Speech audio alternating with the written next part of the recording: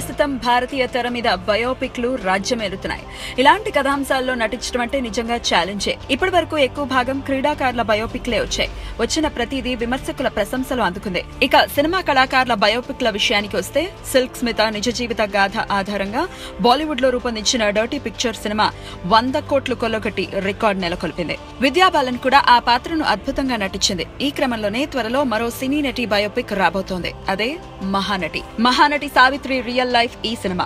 సావిత్రిగా కీర్తి సురేష్ నటిస్తోంది. విషయం ఏంటి అంటే సిల్క్ స్మితగా నటించడం పెద్ద గొప్పేమీ కాదు. ఎందుకంటే నటిగా ఆమెపై ప్రజల్లో గౌరవ భావం తక్కువ.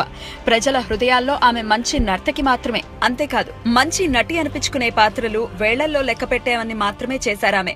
ఆమె రియల్ లైఫ్ కూడా కొంచెం స్పైసీగానే సాగిందన్నది నిజం. కానీ సావిత్రి కథ అలాంటిది కాదు. ఆమె కథలో ఎన్నో ఒడిదుడుకులు, అమాయకత్వం, అభిజాత్యం ఆమె జీవితంలో అడుగడుగునా తొంగి చూస్తూ ఉంటాయి. ఆమె ఎంచుకున్న రంగంలో శిఖరాన్ని ముద్దాడిన ఘన చరిత్ర సావిత్రిది. అలాగే వ్యసనాల కారణంగా అధోగతిని కూడా చూసిన హృదయ విదారకమైన కథ సావిత్రిది. వీటన్నిటిని మించి ఎదురులేని మహానటి. మరి ఆమె పాత్రను చేయటం అంటే సామాన్యమైన విషయం కాదు కదా. దర్శక నిర్మాతలు ఆ పాత్రకు ఎంచుకున్న నటి కీర్తి సురేష్. హీరోయిన్ గా ఆమె వయసు అక్షరాల 11 సినిమాలు. మరి ఇంత తక్కువ కాలంలో అంతటి మహానటి పాత్రకు కీర్తి న్యాయం చేయగలదా అనేది ప్రస్తుతం సినీ ప్రియులను వెంటాడుతున్న ప్రశ్న. ఈ కథకు ముందు దర్శకుడు నాగ అశ్విన్ అనుకున్న హీరోయిన్ నిత్యా మేనన్. ఆమెను కలవటం కూడా జరిగింది. అయితే నిత్య ఈ సినిమా విషయంపై వింతగా ప్రవర్తించిందని విశ్వసనీయ సమాచారం. సావిత్రి కథ అంటున్నారు, అది నేను మాత్రమే చేయగలను, సో నాకు మీరు అడిగినంత ఇవ్వాలి అని విపరీత ధోరణిలో మాట్లాడిందట. దాంతో దర్శకుడు నాగ అశ్విన్ కి చిర్రెత్తుకొచ్చి కీర్తి సురేష్ ని హీరోయిన్ గా తీసుకున్నారట. ఆమె చేయలేదేమో అని పలువురు అనుమానం వ్యక్తం చేసినా తను సావిత్రిగా అద్భుతంగా నటించగలదు, ఆ బాధ్యత నాది అని నిర్మాతలకు నచ్చజెప్పి మరి కీర్తి సురేష్ ని తీసుకున్నారట నాగ అశ్విన్.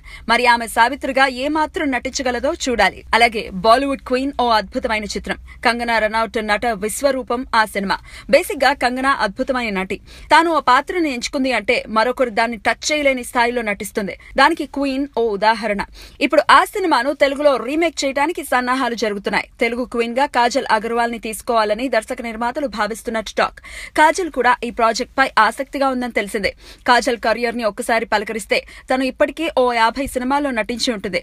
అయితే ఏ సినిమాలోనూ అద్భుతమైన నటన కనబరిచే పాత్ర ఒక్కటి చేయలేదు తను. అన్ని గ్లామర్ రోల్సే.